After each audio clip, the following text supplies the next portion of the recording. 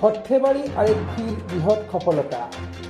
এফালে ৰাম মন্দিৰ উদ্ঘাটনত ব্যস্ত সমগ্ৰ ভাৰতবৰ্ষৰ, আনফালে সৰ্থেবাৰীত জব্দ বৃহৎ পৰিমাণৰ গাঞ্জা।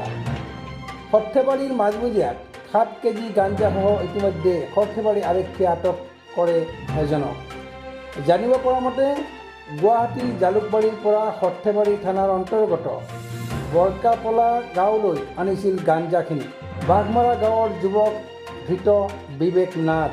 গোপন সূত্ৰৰ পম খেদি বৰকাপলা নোপোৱাত সৰ্থেবাৰীৰ মাজমজিয়াত গাঞ্জাসহ আটক কৰিবলৈ সক্ষম হয় সৰ্থেবাৰী আৰক্ষী। সৰ্থেবাৰীৰ ৰাইজে চক্ৰ বিষয়াৰ উপস্থিতিত জব্দ কৰে গাঞ্জাসহ ধৃত বিবেক নাথক। বিবেক নাথৰ লগত কেইবাটাও পাঞ্জাৱ বেপাৰী সৰ্থেবাৰী অঞ্চলত জব্দ পাই আছে। আমাৰ হাতত স্থানীয় যুৱকৰ ভাষ্য আছে, শুনাই ল'ব বিচাৰিছোঁ। কি হৈছিল আচলতে প্ৰথমখিনি ঠিক মই গম নাপাওঁ। আহি বজাৰত দাড়ি কাটি থাকোঁতে এজন ল'ৰাই মোক ক'লে সৰ্থেবাৰী থানাৰ অচি মনোৰঞ্জন কোঁৱৰৰ নেতৃত্বত মানে আমাৰ সৰ্থেবাৰী থানাৰে বহুতজন পুলিচ কৰ্মচাৰী সহজে এজন গাঞ্জাৰ বেপাৰী ইয়াত আটক কৰিছে।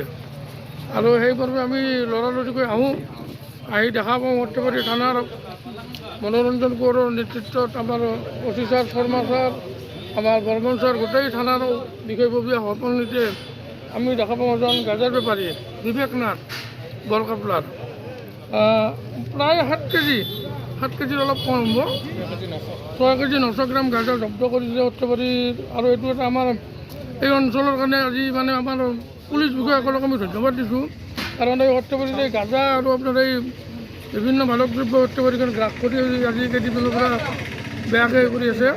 আৰু এই ক্ষেত্ৰত আমাৰ পুলিচ প্ৰশাসনে যি ব্যৱস্থা হাতত লৈছে তাৰ বাবে নিশ্চয় আমি তেখেতসকলক আমাৰ পৰা আন্তৰিক অভিনন্দন জ্ঞাপন কৰিছোঁ। আৰু ভৱিষ্যতে এনেধৰণৰ অসামাজিক কামত আমাৰ অচি ছাৰ মনোৰঞ্জন কোঁৱৰৰ লগত আমাৰ শৰ্মা ছাৰ, আমাৰ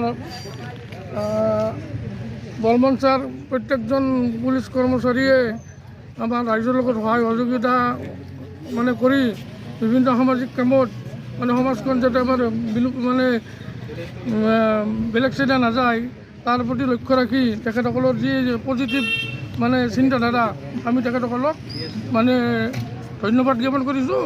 আৰু পুলিচ প্ৰশাসনৰ কামকো আমি ধন্যবাদ জনাইছোঁ।